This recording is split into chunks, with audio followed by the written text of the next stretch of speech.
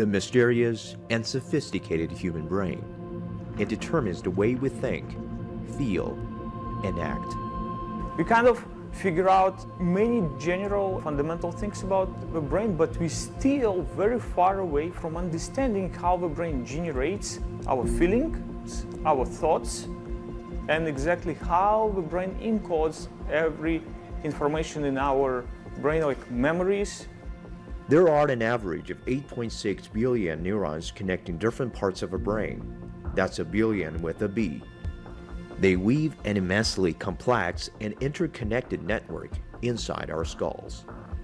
Neurons and neuronal connections are only on a nanoscale in size. Our brain computes at millisecond time scale, probably faster than any other physiological process we study on a cellular level. Space and time. These two major factors have been preventing neuroscientists from better understanding our brains, but efforts have never ceased.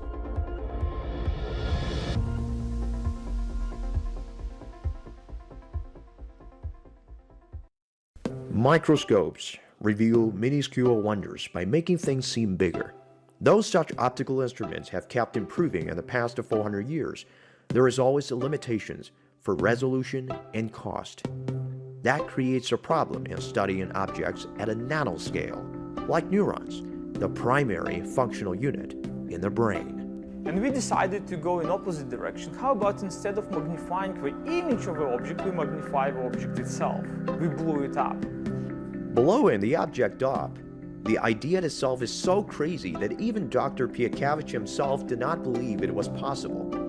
Until Dr. Ed Boyden's team at MIT, where Kirill Piakevich was working at the time, came across a type of self-expandable hydrogel, which is essentially made from a type of water-absorbing polymers.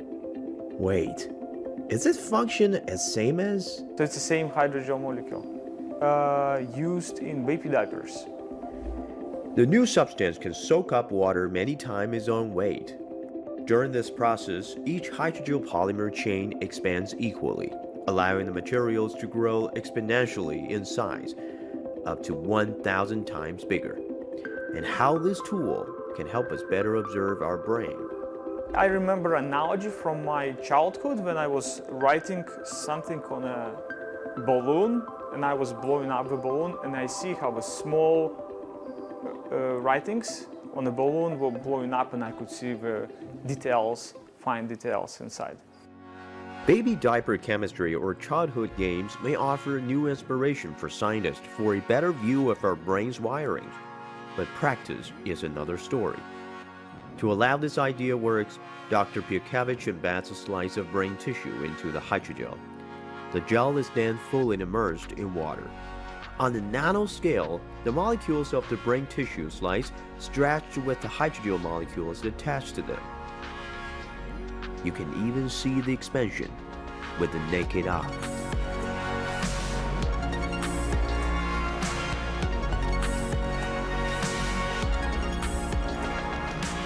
This method is known as expansion microscopy. Though the gel itself can grow equally in all directions, how do we ensure the sample tissue inside the gel will expand proportionally to keep its structure from being distorted?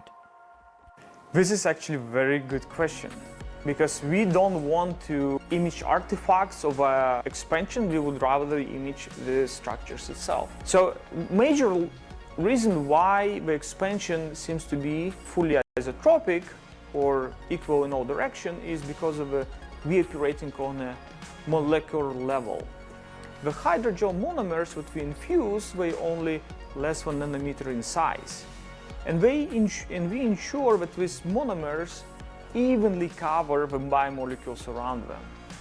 In other words, the nanometer scale hydrogel monomers are like tiny little hooks, ensuring that there is enough hooks that distributed as evenly as possible.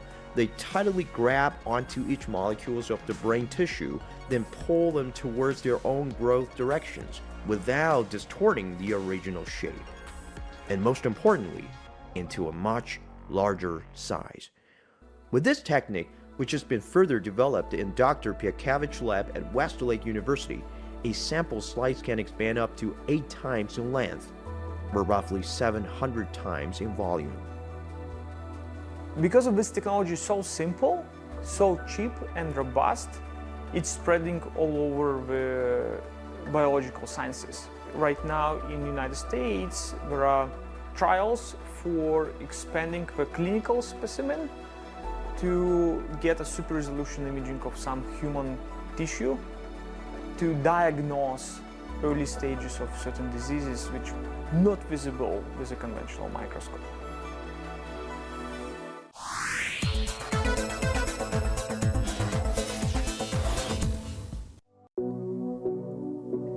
For the past 400 years, scientists have relied on improving the optical resolution of microscopes to see tinier structure inside human brains.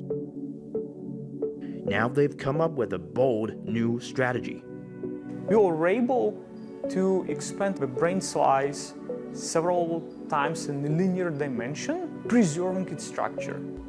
This technology, called expansion microscopy, can enlarge a piece of brain tissue 700 times, but it's only applicable to dead brain slices. What if scientists don't want to study live and active brain cells in real time?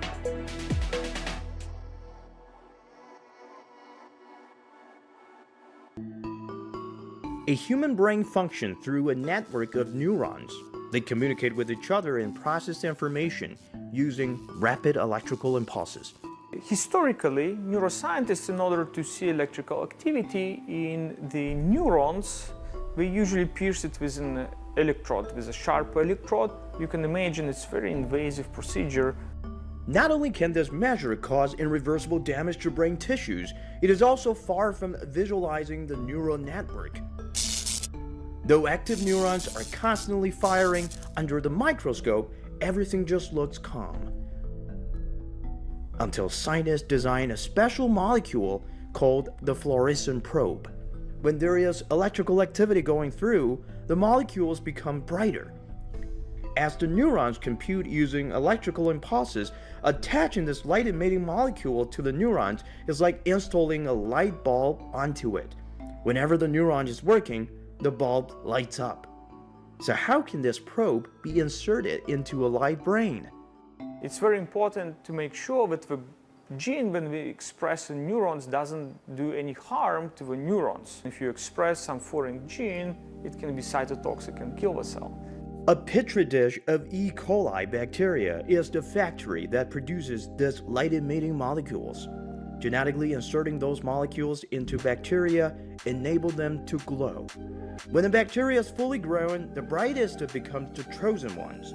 That's when they're ready to leave the factory and move into a brain to highlight the neurons. Pia Kavich showed that they could use expansion microscopy technology to expand the mouse brain slice and then use the molecules to visualize neurons there. When the sample is getting bigger and glowing, unprecedented details are shown. Our goal is to highlight as many different structures as possible simultaneously.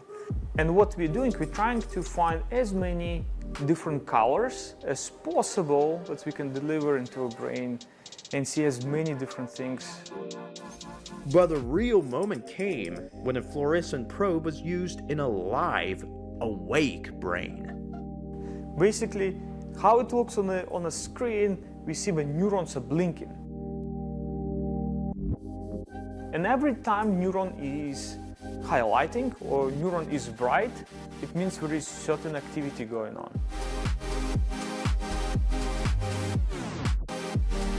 New technique helps lower costs to visualize brain activities, allowing scientists to understand how the brain reacts when it is engaged in a specific behavior.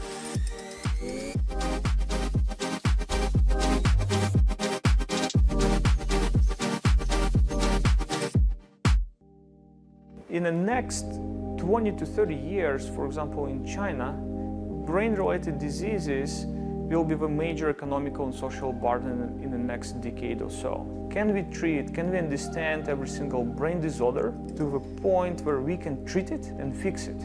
And I would even say, can we even augment the brain? Can we make our brain to perform better and smarter.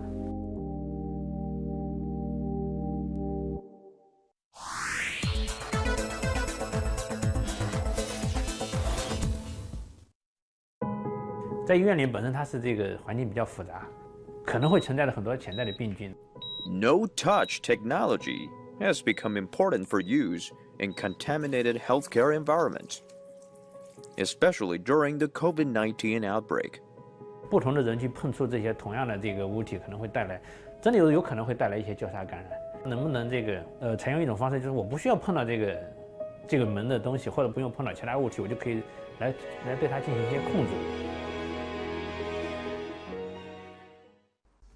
As humans rely more and more on machines to help them, smart sensors are playing a key role since they can effectively translate various signals from the human body into information the machine can recognize. While most sensors generally detect signals through direct contact, such as a pressure sensor, here at the Smart Sensor Lab is something different. You can control the light and even write on the screen without touching it. 实际上我们这个工作呢，它是基于这个湿度，就是这个水蒸气，特别是我们这个手指的指尖，它肯定是有这个足够的这个水蒸气分布的。In the sensor, scientists placed a thin strip of chemical called molybdenum trioxide between two electrodes to measure the humidity. The metal oxide can absorb the water in the air, which was provided by your finger. When it's become moist, its resistance will lower, allowing stronger electric currents to get through. In this way, humidity information will be converted into an electrical signal. 所以吸附到这个水蒸气之后，就电阻发生变化，在一个电路里面电阻发生变化，它就可以实现电路的开合关的一个功能了。The new design provides a new alternative to no-touch technology. This prototype sensor allows us to write on a notepad on your computer and to unlock the cell phone without touching anything. But of course, it still needs a lot of work for this idea to be turned into a real device. 本身这个三氧化物这个材料，实际上它的敏感性不是特别的好。然后我们是把它做成了这种纳米结构的这个材料啊，我们就说我们把它本来一个器件把它做成阵列，增加它的大面积，实际上也可以对它的这个湿度有所改进，也就会让它有更多的机会和这个水分子去接触。所以呢，这样的话它的这个敏感性实际上是非常好的，这个响应时间也是非常快。The researchers will use special equipment to process molybdenum trioxide. The goal is to make a rougher surface, creating tiny wrinkles and increase the surface area. 传统的传感器，实际上我们可以看到接触到很多的，但这些传感器呢，就是说你给你的一个印象就是，首先它比较大，然后另外一个是比较是脆性的，是吧？你把这些传感器你往地上一摔，基本上都会碎的，是吧？柔性的传感器呢，就有一个好处就是，我们是坐在这种有机的这种衬底上，是吧？所以呢，它的这个柔韧性是非常好的，你可以随便的去弯曲它。Unlike traditional sensors that have been installed on heavy and rigid surfaces, these sensors are more flexible, twistable, and even stretchable. 因为它们做在塑料片上的，它的这个厚度是非常薄，你实际上是可以通过这种印刷的方式去做，像印报纸一样，我们去印刷这个器件，是吧？它印报纸平常用的是墨水，就是那种黑白的墨水，你把这个墨水换成我们的这个电子材料，对吧？你可以打印出这个活性的材料，打印出电极。With the high transmission rate of the coronavirus, hospital-wide infection has been widely reported. This cluster of infections have become a big challenge for medical staff around the globe. Measures to control the spread of infection inside hospitals has become more urgent. 前些年有一次我去医院，经过医院你穿到很多楼层，然后你要不停的去碰各个门的把手，然后你需要去推那些门。因为我本身是做柔性电子的，我希望就是说我能不能像做一个贴片一样的，把我做的这个传感器，柔性的这个传感器往门上一贴，随手挥一挥，它就可以控制了。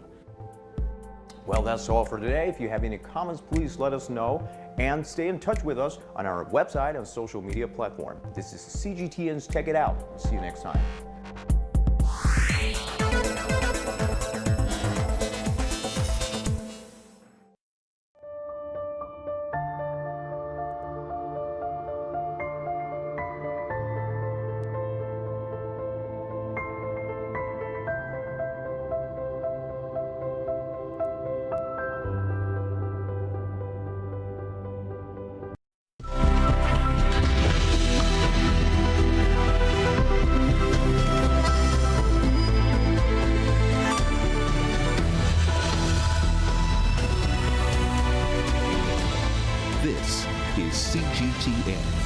China Global Television Network.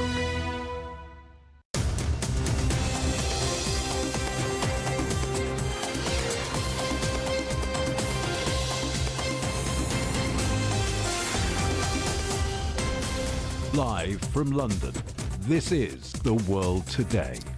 Hello, I'm Jamie Owen. Welcome to the program. Our top stories. Sudan's warring factions agreed to a 24-hour ceasefire after 4 days of fighting leaves nearly 200 people dead. Our other headlines, Russia's President Vladimir Putin makes another surprise visit to Ukraine, meeting troops fighting in Kherson. China's economy gets off to a steady start in the first quarter. GDP grows 4.5% year on year. Sudan's rival military commanders have agreed to a 24-hour ceasefire set to take effect in the next few hours. The United Nations says nearly 200 people have been killed in the 4-day conflict. U.S. Secretary of State Antony Blinken held separate calls with Sudan's army chief and the head of the paramilitary Rapid Support Forces. This as heavy fighting continues in the capital Khartoum with reports of explosions and airstrikes. Aid agencies say it's nearly impossible to provide humanitarian services and warn the health service is now at risk of collapse. Well, Raga Makawi is a Sudan researcher with the London School of Economics. Robin Dwyer asked her about the situation on the ground in Sudan. It's quite dire. So for 3 days now and 3 nights, the kind of infighting has been kind of, raging on, both on the ground. You've got members of the military, SAF, kind of engaging in kind of open warfare with members of the RSF militia on the streets of Khartoum throughout. So not just in specific places, they're spread out through the entire city, exchanging gunshots. And 2 days ago, SAF had deployed its air force, so it's trying to kind of hit or bomb the RSF's kind of strategic locations, their bases. And the problem is that RSF had, over the past few years, since its kind of deployment of a majority of its troops to Khartoum, they had infiltrated kind of the urban space. They've kind of established their military or militarized installations throughout, various neighborhoods. So it's very difficult to be able to kind of aim and hit them without also kind of affecting, the civilians and the general public. And Sudan, sadly, is a country that's no stranger to violence. How does what's happening now compare to what's happened in the past? I mean, obviously, it's a continuation of, these kind of cycles of conflict and violence. However, this is the first time that conflict has erupted in the capital, Khartoum. Khartoum historically has been known to be kind of relatively secure and safe. So a lot of people who are now kind of affected by these kind of conflicts are struggling to kind of come to terms with what's happening. They don't have the mechanisms, tools, or kind of, processes in place to be able to kind of mitigate or deal with the situation day in and day out. So what do you think might happen next? How might this be resolved? Well, I mean, it's really difficult to say. And as it stands right now, and what we're hearing from both kind of leadership of the warring parties, they don't seem to be interested in any form of de-escalation.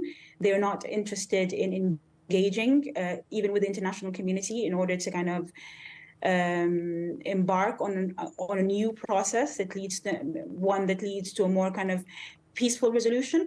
And I think the issue as well is that the processes, the international processes that were in place in country over the last 3 years, whether we're talking about the tripartite mechanism or other political process led by the international community, it feels as if they've lost whatever influence they've had over both generals, and they're not able to kind of bring them to the table again to kind of presume negotiations. At this stage, it might be necessary to kind of involve regional players, regional partners, to kind of leverage the kind of influence historically that they've had over Sudanese state and its major players.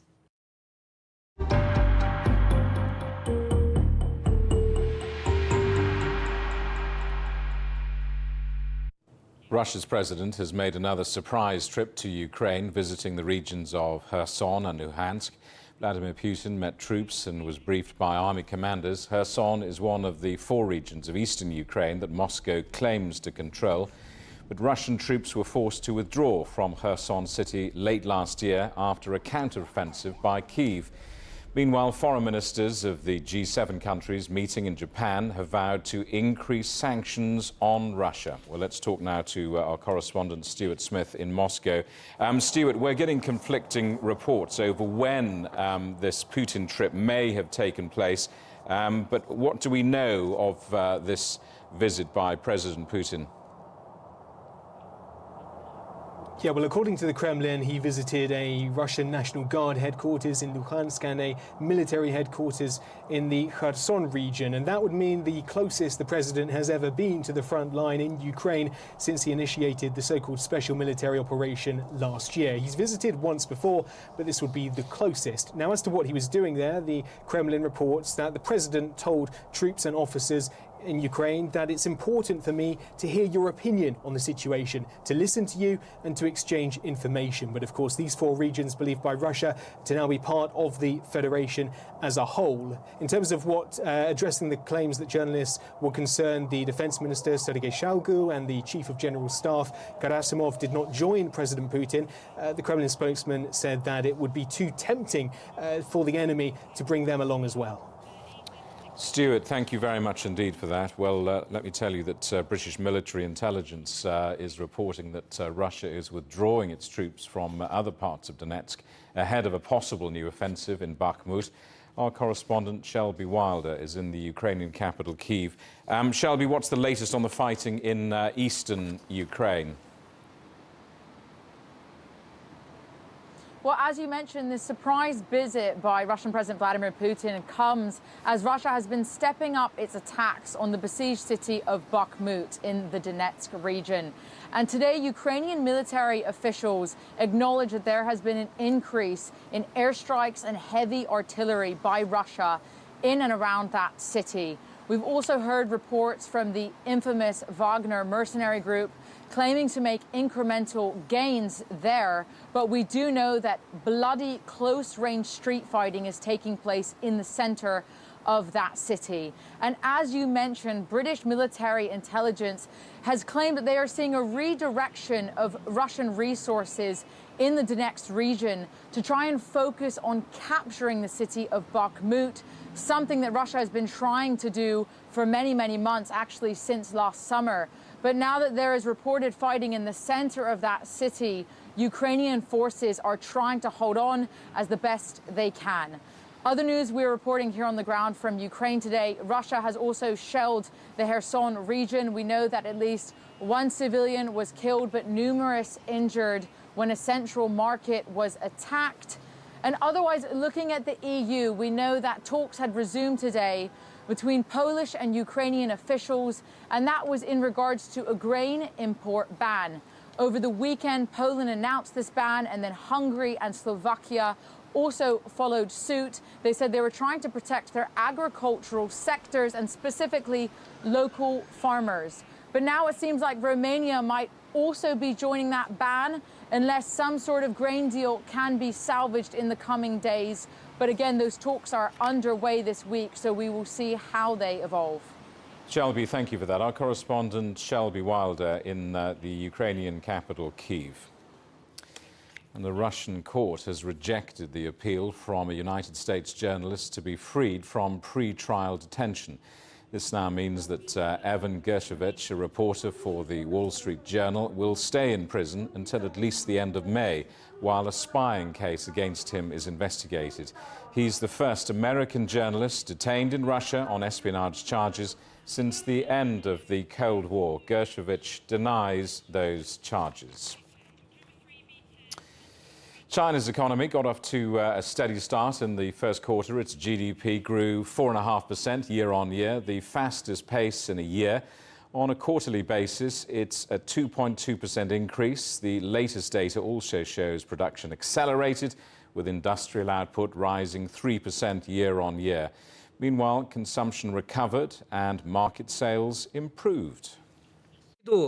In the first quarter, the total retail sales of consumer goods went up by 5.8% year on year, and that in the fourth quarter of 2022 was down by 2.7%.